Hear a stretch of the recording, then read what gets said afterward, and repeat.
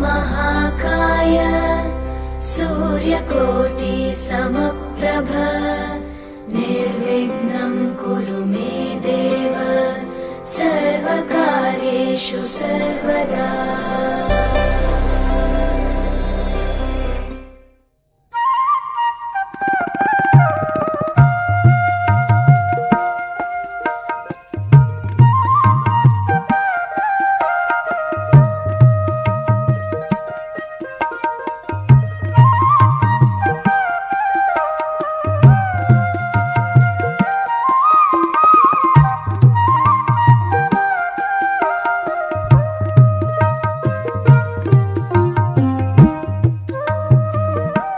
तो कर लिए थे, परंतु ध्रुव जी ने इतना समय उन्हें व्यतीत हो गया तप साधना करते करते ध्रुव जी ने किसी संत के दर्शन नहीं किए तथा ध्रुव जी ने किसी संत को सद्वचन संत से प्राप्त नहीं किए, गुरु से संपूर्ण रूप से ज्ञान प्राप्त नहीं किया था, सत्संग जीवन में नहीं सुना था। इसलिए ध्रुव जी के मन में ये दोष था कि इन यक्षों ने मेरे भाई को मारा है।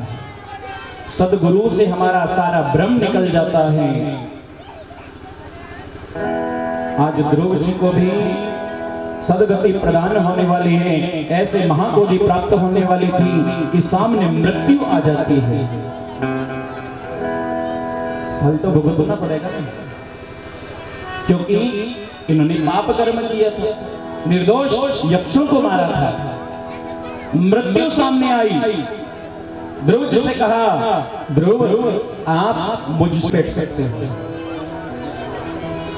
ध्रुव ने कहा, तुम कौन हो? मेरा नाम मृत्यु है, मैं जीवन का सत्य हूं, मुझसे मिले बिना तुम प्रभु के दर्शन नहीं कर पाओगे, प्रभु से नहीं मिल पाओगे। ध्रुव ने कहा, अच्छा मेरे सामने तुम आ गई। ध्रुव जी ने मृत्यु को भी चकमा दे दिया, कहा देखो देखो नीचे देखो। ध्रुव जी की बात सुनकर मृत्यु ने नीचे देखा तो ध्रुव जी ने मृत्यु के सिर पर पैर रखा और प्रभु की गोदी में बैठ जाता। बोलिए भक्तवत्सल भगवान की। आज ध्रुव जी को महाबोधि प्राप्त हुई। ध्रुव का वंश चलता है। हे राजन, इसी वंश में आगे बहुत सारे राजा हो गए। उत्कल जो था ना, वो मनमोजी था।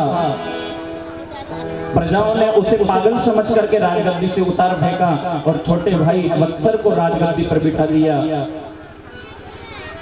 उन्होंने राजधर्म का पालन करते हुए अपनी प्रजाओं का अच्छी तरह से पालन किया।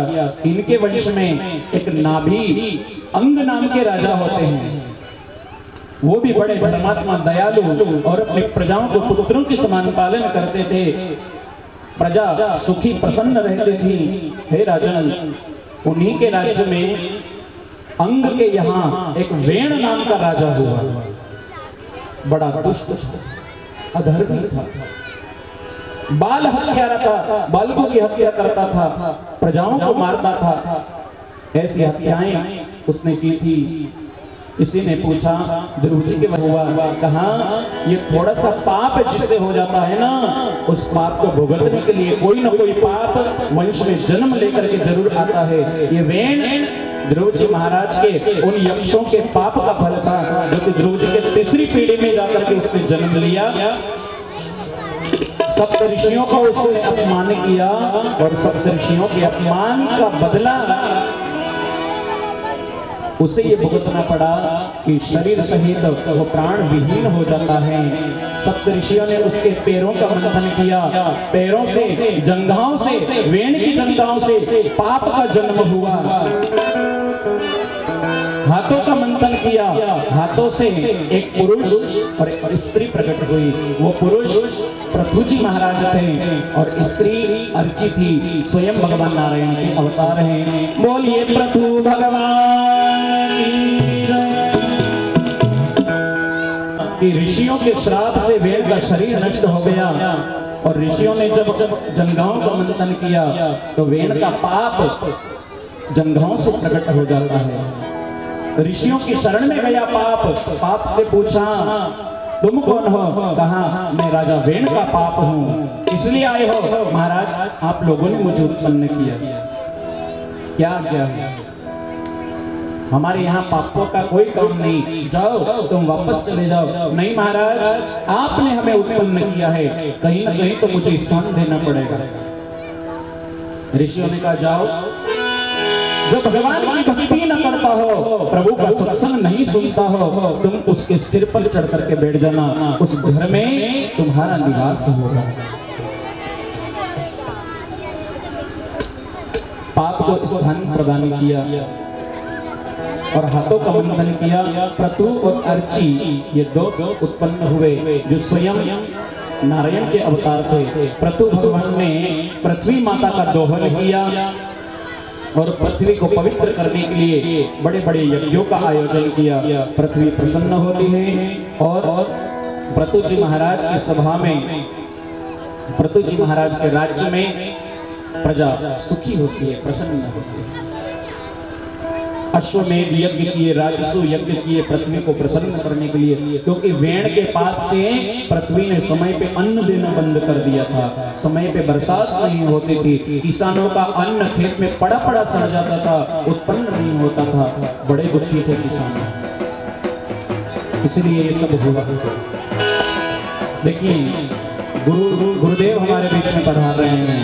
बोलिए सदगुरुदेव भगवान की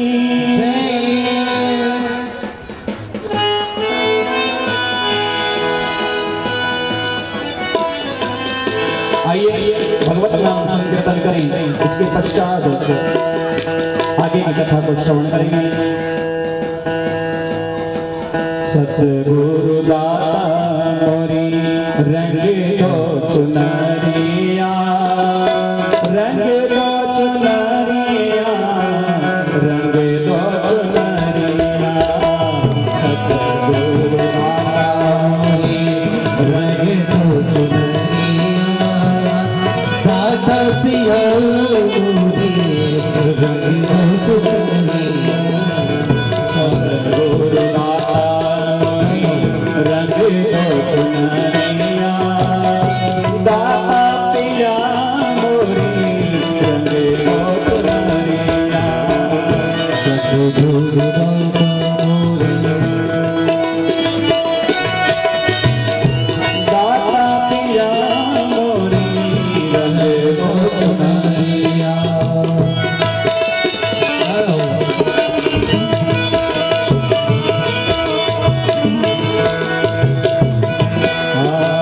सतगुरु दाता रंगे दो चुनरिया, दाता पिया मोरी रंगे दो चुनरिया। सतगुरु दाता मोरी रंगे दो चुनरिया, दाता पिया मोरी रंगे दो चुनरिया। बोलिए सदगुरुदेव भगवान की जय। और यज्ञ का पालन किया है, यज्ञ की रक्षा की। हे राजन, ये उत्तानपाद का वंश मैंने तुम्हें सुनाया। अग्रिद और अग्रिद के यहाँ नाभि के यहाँ ऋषभ देव जी महाराज का अवतार हुआ और ऋषभ देव जी के यहाँ भरत जी महाराज का अवतार हुआ। ये ऋषभ देव साक्षात परमात्मा के अवतार थे। इन्होंने जैन धर्म का प्रचार किया। अहिंसा परमो धर्मः। परमात्मा के अवतार लेने में कोई ना कोई कारण होता है, बिना कारण के प्रभु कभी अवतार नहीं लेते। हे राजन, इसी प्रकार भगवान ने अपने भक्तों का उद्धार करने के लिए, भक्तों की रक्षा करने के लिए कभी परमात्मा नरसिंह बन करके आ जाते हैं। हिरण्याक्ष का भाई था बड़ा, जिसका नाम था हिरण्यकश्यपु, जिसने भगवान की भक्ति पर रोक लगा रखी थी, संतों और प्रजाओं को दुखी करता था और भगवान की भक्ति होती थी वहां उसे नष्ट कर देता था, विद्रोह कर देता था। इसलिए हिरण्यकश्यपु के अत्याचार से प्रजा पराजित हो जाती है। परमात्मा ने प्रजाओं की रक्षा के लिए, अपने भक्तों की रक्षा के लिए जब हिरण्यकश्यप ने नागलोक पर चढ़ाई की ना, तो वासुकी नाग की कन्या जिसका नाम था कयाधु से विवाह कर लिया। और कयाधु के गर्भ से स्वयं परमात्मा का अंश प्रहलाद के रूप में अवतरित हुआ। ये भगवान के परम भक्त है। बोलिए भक्त प्रहलाद की। ये भक्त प्रहलाद भगवान की भक्ति का प्रचार किया करते थे। गुरु के आश्रम में इन्हें पढ़ने के लिए भेजा गया, तो वहां भी भक्तों से कहते थे, गुरु छोटे छोटे बालकों को प्रभु भक्ति का उपदेश देते थे और गुरु के सिखाए हुए वचनों को कहते थे, गुरु आप ये गलत सिखा रहे हैं। असलियत यह है कि मारने वाला भी भगवान है और बचाने वाला भी भगवान है। सबका मालिक मेरा परमात्मा है। मेरे पिता जिसे आप भगवान कहते हो वो भगवान नहीं है, वो तो उनका एक अंश है। भक्ति का प्रचार करते थे। एक बार हिरण्यकश्यप गुरु के आश्रम पर गया, तो वहां देखा सारे बच्चे इकट्ठे होकर भगवान का कीर्तन कर रहे थे। बीच में प्रहलाद जी हाथ में करताल लिए हुए सबको कीर्तन करवा रहे थे और गाते जा रहे थे, जय जय नारायण नारायण हरे नारायण नारायण हरे हरे स्वामी नारायण नारायण हरे हरे स्वामी नारायण नारायण हरे हरे नारायण नारायण हरे हरे स्वामी नारायण नारायण हरे हरे। तेरी लीला प्रभु है न्यारी न्यारी हरे हरे। तेरी लीला प्रभु है न्यारी न्यारी हरे हरे। तेरी लीला प्रभु है न्यारी न्यारी हरे हरे। तेरी लीला प्रभु है न्यारी न्यारी हरे हरे स्वामी नारायण नारायण हरे हरे स्वामी नारायण नारायण हरे हरे।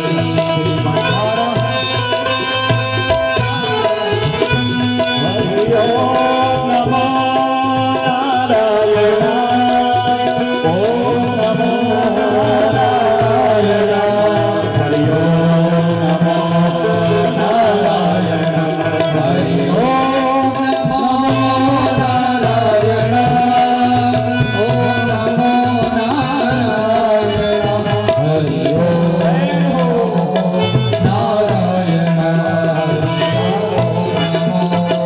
नारायण जय जय नारायण नारायण हरे हरे श्री नारायण नारायण हरे हरे।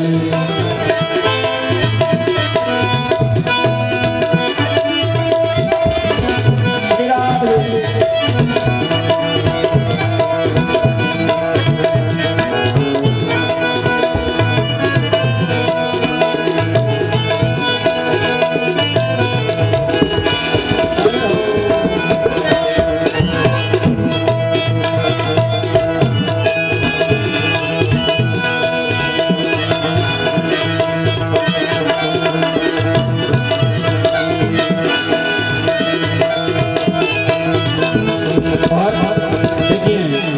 जैसे ही हिरण्यकश्यप गुरु के आश्रम पर गए, देखा भक्त प्रहलाद सबसे कीर्तन करवा रहा था। सबसे कहा ये कीर्तन बंद कर दो। सबने कीर्तन तो बंद कर दिया और हिरण्यकश्यप ने प्रहलाद को हाथ लगाया। पहले सैनिकों ने हाथ लगाया था। सैनिक लोग जो मिलकर के भगवान का कीर्तन करने लग जाते थे, क्योंकि राम नाम का करंट सभी को लगा। और जैसे ही हिरण्यकश्यप ने भक्त प्रहलाद का स्पर्श किया, उसको राम नाम का करंट नहीं लगा था। परीक्षित ने पूछा, गुरुदेव ऐसा क्यों? सुखदेव जी ने कहा, राजन जिसका बल्ब अच्छा होगा लाइट उसी के बल्ब को चलाएगी, और जिसका बल्ब ही शार्ट हो जाएगा उसका बल्ब से उजाला कैसे हो सकता है? हिरण्यकश्यप का बल्ब फ्यूज हो चुका था। भले कितना ही करंट मिल जाए, कितने 3 फेज आ जाए, पर उजाला तभी होगा जब आपका बल्ब सही होगा। आज प्रहलाद को पकड़ लिया गया, खंबे से बांध दिया गया और प्रहलाद से पूछा, क्यों रे प्रहलाद? तो बात बात में कहता है कि मेरे पिता कुछ नहीं है, जो है सो परब्रह्म परमात्मा है, कहाँ है तेरा नारायण? प्रहलाद ने कहा, मेरे नारायण तो सर्वांतर्यामी है, जहां चाहो वहां मेरे नारायण को आप प्रकट कर सकते हो। गदा लेकर के हाथ में हिरण्यकश्यप ने कहा, क्या खंभों में भी है? हाँ, खंभों में भी मेरा नारायण है। आज हिरण्यकश्यप ने गदा उठाई और कहा, अभी मैं तेरे नारायण को देखता हूँ। गदा लेकर के खंभे में प्रहार किया, खंभे को तोड़ करके नारायण नरसिंह हो जाएंगे।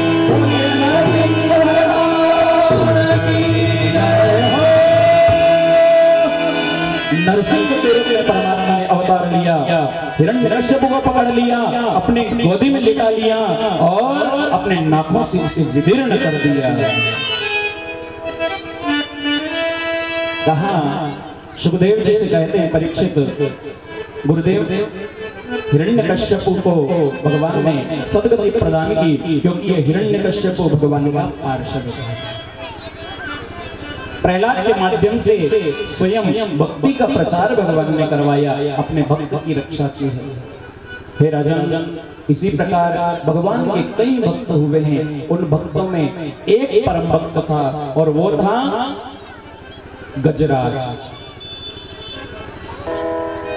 गजेंद्र जो भगवान का परम भक्त था, प्रभु नारायण का, परंतु एक ऋषि के श्राप से ये एक हाथी की योनि में इसे जन्म लिया था। इसका पूर्व जन्म का शत्रु जो कि कठोर इसका शत्रु था, दोनों में कठोर शत्रुता थी, इसलिए आपस में दोनों लड़ा करते थे। और दूसरे जन्म में एक तो बन गया ग्राहक और दूसरा बन गया गज। अपने परिवार के साथ वो जैसे ही सरोवर में स्नान करने जाता है तो पुरानी दुश्मनी निकालने के लिए उस ग्राहक ने उस हाथी का पैर पकड़ लिया। हाथी ने अपने परिवार के साथ अपने बल का प्रयोग किया, परंतु उसका बल काम नहीं आया और मेरे प्रभु श्री नारायण को पुकारा। सुदर्शन चक्र से अपने भक्तराज गजराज का उद्धार कर दिया। बोलिए भक्तवत्सल भगवान की जय। अपने भक्त गजराज को सायुज्य मुक्ति प्रदान की, सुदर्शन चक्र से गजराज को मुक्ति प्रदान की, सुदर्शन चक्र से ग्राहक का उद्धार कर दिया। अब गजेंद्र ने भगवान से पूछा, प्रभु एक बात बताओ, पुष्प आपको मैंने अर्पण किया, बुलाया मैंने आपको, फिर आपने यहाँ आकर के उद्धार सबसे पहले मुक्ति इस ग्राहक को क्यों दी? पहले मुक्ति पर मेरा अधिकार होना चाहिए था। भगवान ने कहा, भक्तराज तुम्हें मुक्ति तो अवश्य मिल जाती, तुम्हारी मुक्ति तो निश्चित है, पर जो भक्त मेरी शरण में आता है उसे तो मुक्ति वैसे ही मिल जाएगी, परंतु जो मेरे भक्त के चरण पकड़ लेता है पहले मुक्ति का अधिकारी वो जीव है। इसलिए सदगुरु की शरण जिसने पकड़ ली वही मुक्ति का प्रथम अधिकारी है। सुखदेव स्वामी कहते हैं, राजन इसी प्रकार देवासुर संग्राम हुआ। देवासुर संग्राम में देवता राक्षसों में लड़ाई हुई, वो इसलिए कि स्वर्ग पर आक्रमण करके ये राक्षस लोग स्वर्ग पर अपना अधिकार जमाना चाहते थे। उन सब में प्रधान रूप से राजा बलि जो कि राक्षसों का और भक्त प्रहलाद का वंशज था। भक्त प्रहलाद के वंश में बैरोचन हुआ और बैरोचन का पुत्र राजा बलि और बलि का पुत्र बाणासुर। वही राजा बलि ने समस्त राक्षसों का संचालन किया और तीनों लोकों पर अधिकार जमा लिया था। देवगुरु बृहस्पति के कहने पर सब लोगों ने, देवताओं ने राक्षसों से मित्रता करनी चाहिए और मित्रता का एक ही परिणाम, मित्रता करके राक्षसों को जीत लिया जाए तभी स्वर्ग प्राप्त हो सकता था। देवगुरु बृहस्पति का एक दूत गया शुक्राचार्य के पास और कहा अपने शिष्यों को समझाइए। शिष्यों को समझाया गया और राक्षस लोग मित्रता के लिए मान जाते हैं। समुद्र मंथन किया गया और समुद्र मंथन से 14 रत्न उत्पन्न हुए। जब हम अपने मन की मथानी के द्वारा, अपने भक्ति की मथानी के द्वारा अपने इस मन का मंथन करेंगे तो मेरे ठाकुर जी अपने मन है आपके हृदय कमल से प्रकट होकर के नाना प्रकार के रत्नों से आपको परिपूर्ण कर देंगे। 14 रत्नों की उसमें उत्पत्ति होती है। 14 रत्न में जहर भी निकलता है और अमृत भी निकलता है। गरल सुधारी को करहि मिटाई, गोपद सिंधु अनल सितलाई। जब गुरु की कृपा होती है, प्रभु की कृपा होती है ना, तब जहर भी अमृत बन जाता है। जैसे मीराबाई के ऊपर गुरु की कृपा थी तो राणा का भेजा हुआ जहर भी अमृत बन गया। ये गुरु की कृपा होती है। गुरु कृपा प्राप्त होती है तभी जाके प्रभु की कृपा प्राप्त होती है। गुरु की कृपा से समुद्र मंथन हुआ और 14 रत्न निकले, जिसमें मदिरा भी निकली। मदिरा राक्षसों ने पी ली, लक्ष्मी जी निकली। लक्ष्मी जी नारायण के चरणों में समा गई। पारिजातक वृक्ष निकला जो देवताओं ने स्वीकार कर लिया। ऐरावत हाथी निकला, उस हाथी को इंद्र ने ग्रहण कर लिया। ऐसे 14 रत्न निकले। लक्ष्मी कौस्तुभ पारिजातक सुराधन वन वरिष्ठ चंद्रमा देनु काम दुधा सुरेश्वर गजो रंभाच देवांगना। और स्वयं परमात्मा नाना प्रकार की औषधियां लेकर धन्वंतरी के रूप में प्रकट हो गए। बोलिए धन्वंतरी भगवान की जय। और इसी समुद्र मंथन में भगवान ने भी अपना सहयोग लिया था। मथानी को अपने पेट पर धारण करने के लिए परमात्मा कच्छप रूप में इन्होंने अवतार लिया। बोलिए कच्छप भगवान की। कच्छप रूप अवतार लेकर भगवान ने समुद्र मंथन में मथानी को पेट पर धारण किया। समुद्र मंथन हुआ, उसमें से औषधियां निकली। धन्वंतरी भगवान औषधियां लेकर पधारे और बाद ही बाद में अमृत निकलता है। मोहिनी भगवान अमृत का कलश लेकर पधारते हैं। वो भी साक्षात पर ब्रह्म थे, मोहिनी के रूप में अवतरित हुए थे। राजाओं को, राक्षसों को मोहित कर दिया और देवताओं को अमृत पिला दिया। एक राक्षस था राहु, जो सिंहिका का पुत्र था, समझदार था। उसे पता था कि ये कोई साधारण मोहिनी नहीं हो सकती है, ये साक्षात नारायण होंगे। तो देवता का रूप बना करके देवताओं की लाइन में बैठ गया था। थोड़ा सा अमृत इसने पिया था और भगवान नारायण को पता लगा, सुदर्शन से उसका सर काट दिया। पर अमृत में लिया था इसलिए वो अजर अमर हो जाता है। हे राजन, इसी प्रकार से इंद्र की खोई हुई लक्ष्मी उन्हें प्राप्त होती है। सूर्य को जल चढ़ाने के लिए जैसे ही अंजलि में जल लिया, एक छोटी सी मछली उनके हाथ में आ जाती है। और जैसे ही जल चढ़ाने लगते हैं, मछली कहते हैं राजन, मुझे इस जल में मत छोड़ो, क्योंकि जल में बड़े बड़े जीव जंतु रहते हैं, मुझे खा जाएंगे, मुझे अपने साथ ले चलो। राजा ने उस छोटी सी मछली को अपने कमंडल में रखा।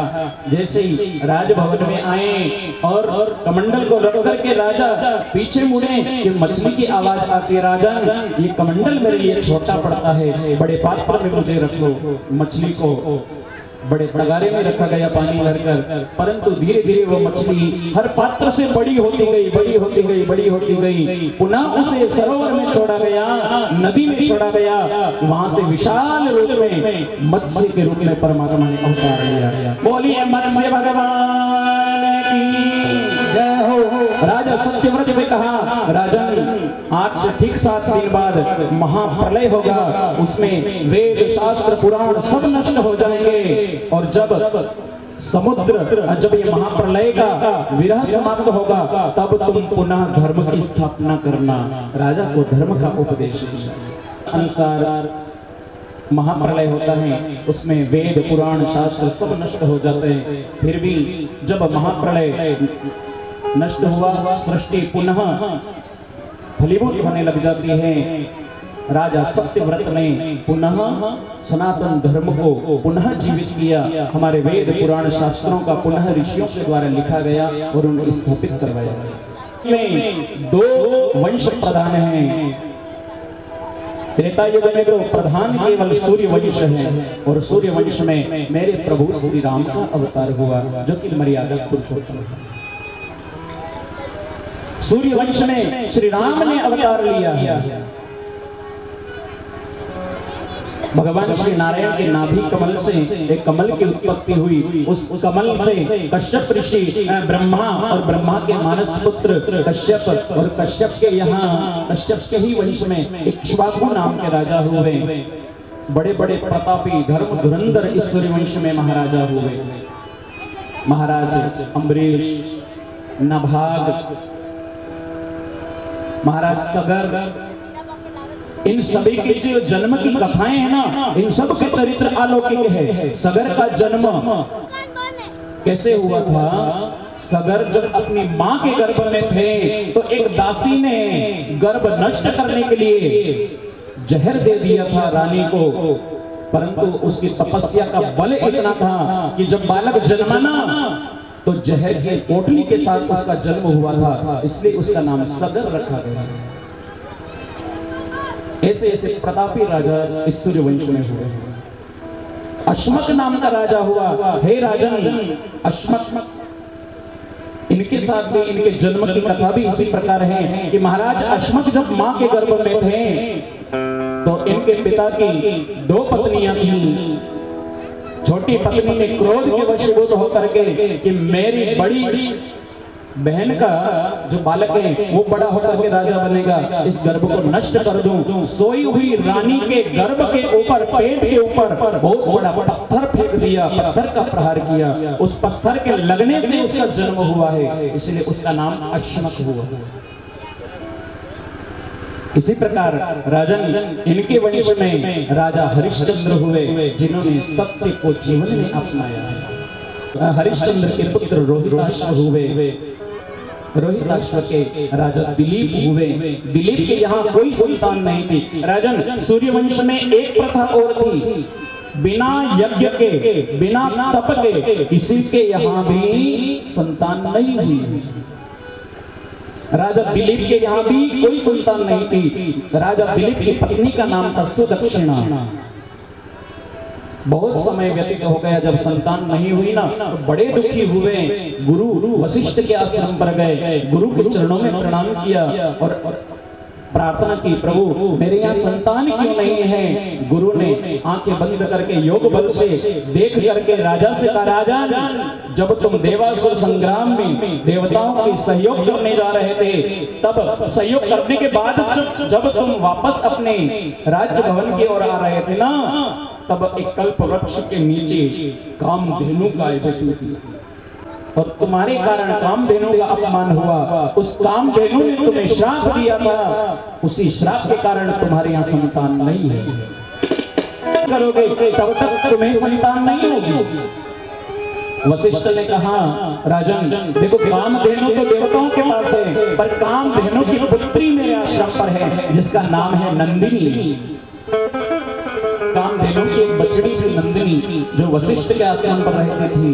नंदिनी की सेवा राजा दिलीप और महारानी सुदक्षिणा ने की। अनेक वर्षों तक सेवा की। माता नंदिनी प्रसन्न होती है। एक बार परीक्षा ली, जब वन में चराने के लिए राजा गए थे ना, तो नंदिनी ने अपने योग बल से एक सिंह उत्पन्न कर दिया और वो सिंह ने नंदिनी के ऊपर चढ़ाई की और नंदिनी राजा दिलीप से कहती, महाराज इस शेर से मेरी रक्षा करो।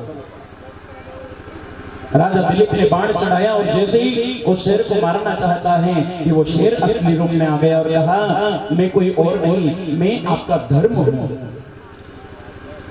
माता नंदिनी की आज्ञा से मैं आया था, मुझे मत मारो। फिर भी राजा उस धर्म को मारना चाहते हैं। तुमने नंदिनी कामधेनु का अपमान किया है, मेरी सेवा में तुम बाधक बने हो, मैं तुम्हें नहीं छोड़ूंगा।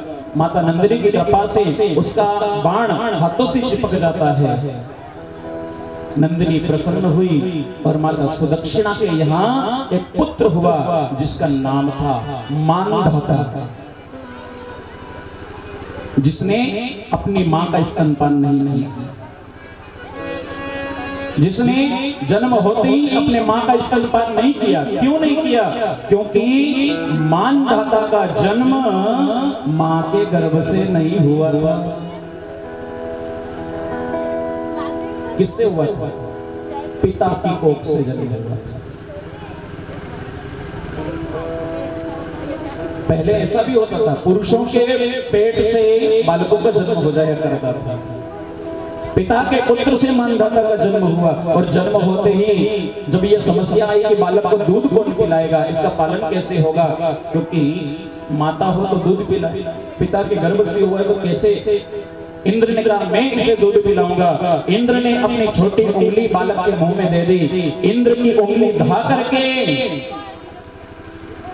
दूध पान किया है, इसलिए इसका नाम मानधाता हुआ। हे राजन, इन्हीं के वंश में एक राजा हुए रघु,